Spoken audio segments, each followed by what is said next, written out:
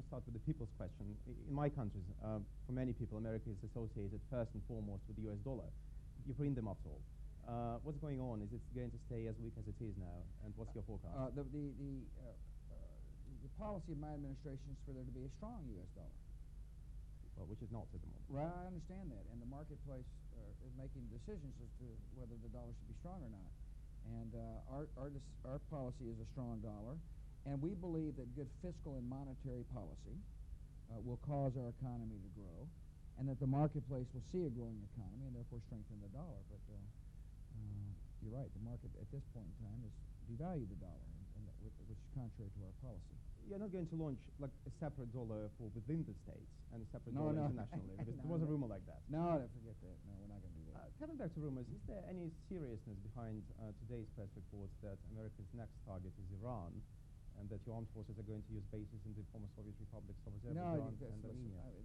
We've had all kinds of reports that we're going to use force in Syria, and now some on the left, I guess, are saying force in Iran, force here and force there.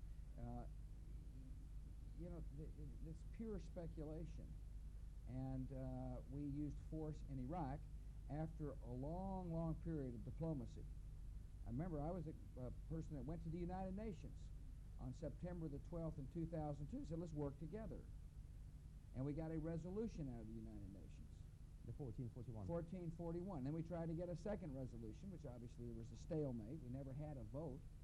And then, but the point was is that I tried everything we could do diplomatically to bring about a common solution in dealing with Saddam Hussein and his weapons of mass destruction.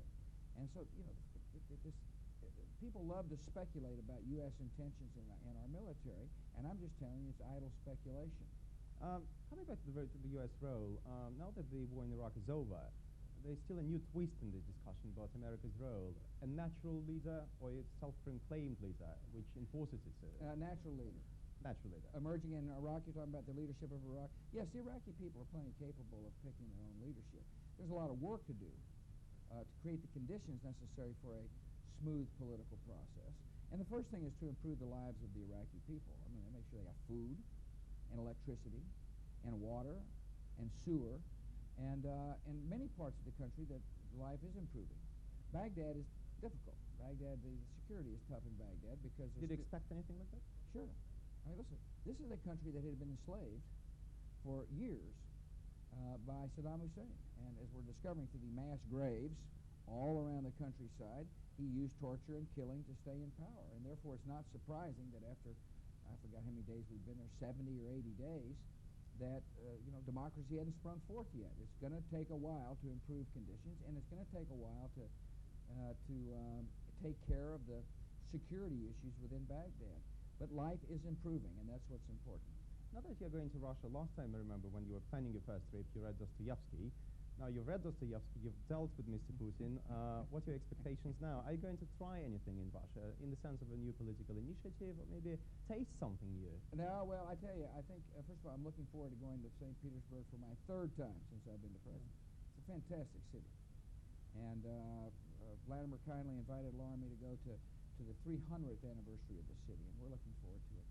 Now, I think the most important thing that will come out of the meetings with Vladimir Putin is the world will see that even though we had some disagreement on Iraq, that we're willing to continue to work together for the good of our respective countries as well as world peace.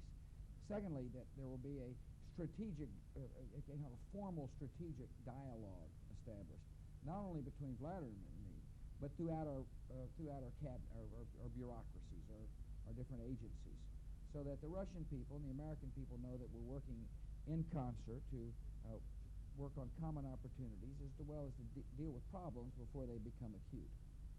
Now that you've dealt with Putin, read Dostoevsky, have been to St. Petersburg 3 times.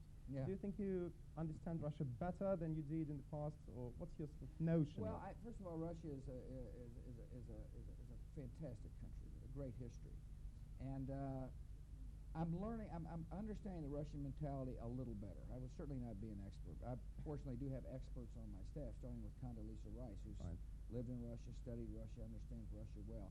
My main focus has been to deal with Vladimir Putin, leader to leader, because I firmly believe that if we can establish trust between each other, then we can see to it that others in our administration begin to trust each other more.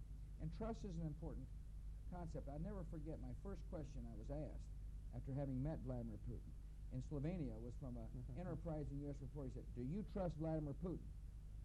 And I, without hesitation, said, "Yes." And he said, "How do you know?" I said, "I looked in his eyes and saw his soul." We had just come from a very long conversation where we talked about family matters, and we talked about our own personal lives. And I found in Vladimir a very genuine person, somebody with whom, you know, I could place my trust.